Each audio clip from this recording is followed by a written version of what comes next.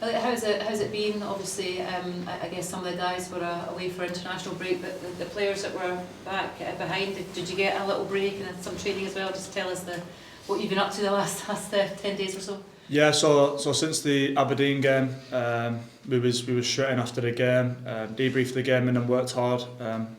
Played in a little friendly, and then we had a few days off to rest and recover over the weekend, and then we've been back in this week working hard, working on what the gaffer feels as though we need to improve on.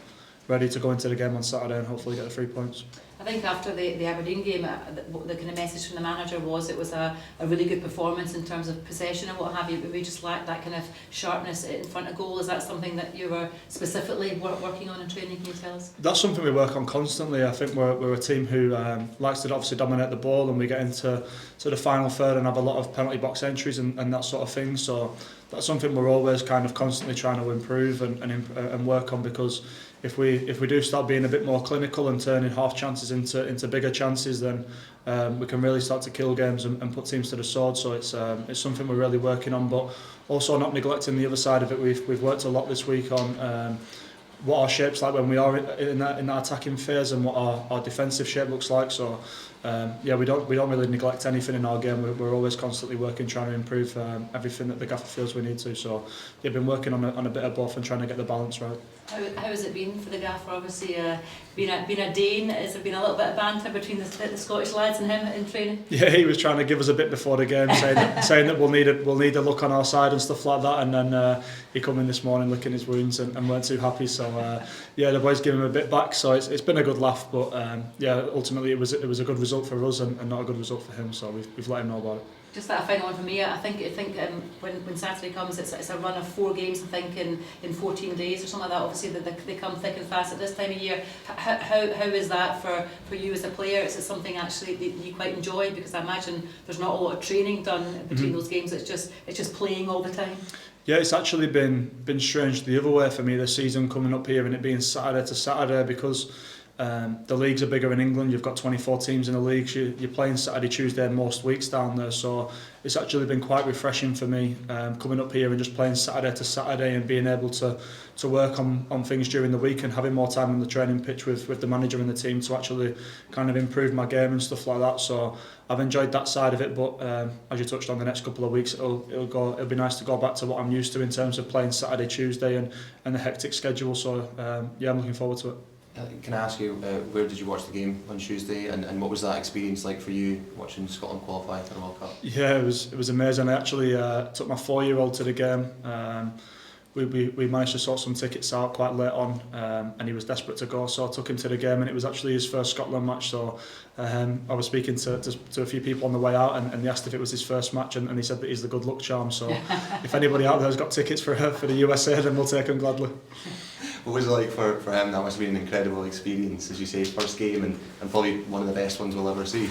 Yeah, I spoke to my partner about it after, because he's only 4. We were hoping that he'll be able to remember it when he gets older, because it's one of them I was there moments if you're a Scotland fan. So I'm hoping that he's old enough to remember it, because as you touched on, it was an incredible moment for the nation and something that everybody will remember forever. It'll go down in history books. So he loved every minute of it.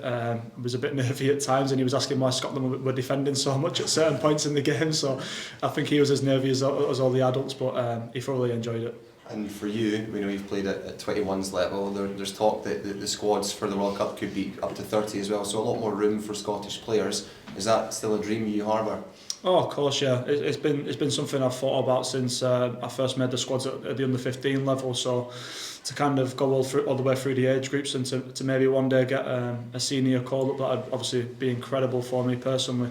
But the only way that comes is playing well week in, week out for Motherwell. So it's not really something I've given too much thought to at the minute, because if I'm not performing to the levels that I know I can do, then it's irrelevant really. So I need to keep improving and raising my levels every week for Motherwell. And last one from me, we saw Lennon Miller last season be a Motherwell player and break into that Scotland men's team. Is that something that kind of gives you a pathway? You can see that it can be done from this club? Of course, yeah. Lennon obviously done it from this club, but there's been plenty of players from clubs also throughout the season who have had call-ups from other clubs. You look at Kieran Bowie at Hibs and players of that ilk who have done it. So it shows that you don't have to be playing for one of the so-called necessarily big clubs or playing down south or anything like that to earn a call-up. So. But like I touched on, ultimately you've got to be doing it week in, week out for your club to ultimately get that call up. So I'll be focusing on myself and hopefully one day that does come. But if it doesn't, then hopefully I'll be able to look back on my career when the day comes to retire and hang up the boots and be proud of what I've done. Are there players from the 21s who are in the squad now that you played with?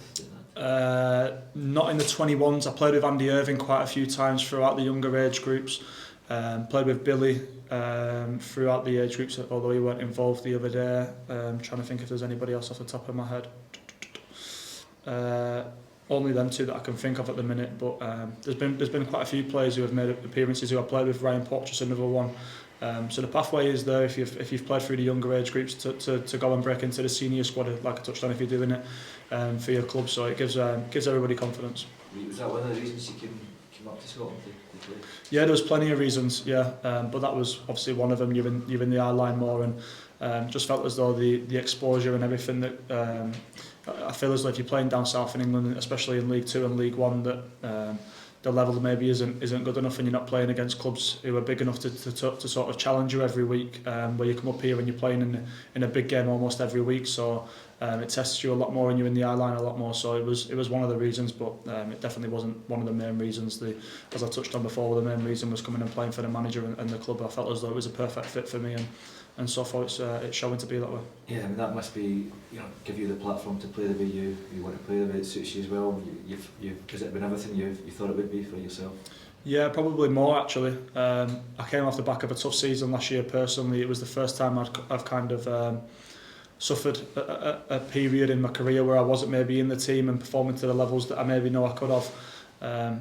There was things that went on behind the scenes at Burton, and I ended up leaving there and going to St Johnstone and found myself out of the team and not playing a single minute for 9 games was tough personally. But I kind of needed to look within myself in the summer and try and find the right fit for me, and I felt as though the manager and the club here was perfect for me in the way they wanted to go forward and the way they wanted to play. And like I say, hopefully I can continue to show what a good fit it is for us both, and keep turning out performances for the club and for me. Just going back to your son, I mean, is that good to have a young fan like that in the sidelines to see after the game going to see him? That must be kind of inspiring when you're on the pitch to know he's there watching as well. Yeah, it's been quite weird actually, because all of a sudden he weren't really interested in football when he was younger, and all of a sudden he's kind of got the bug for it in the last sort of year or so, and he's obsessed with it every day. I'm going on from training, playing football with him and stuff like that, and he's asking questions. But the more frustrating thing for me is that he's more obsessed with the other players in the team than he is me. For some reason he seems to love Cookie at the minute, and Eli. So and he obviously knows Cal really well. He calls Cal Uncle Cal. So he loves the other players more than me, which is quite concerning. I'm sure he'll learn when he gets older. Hopefully.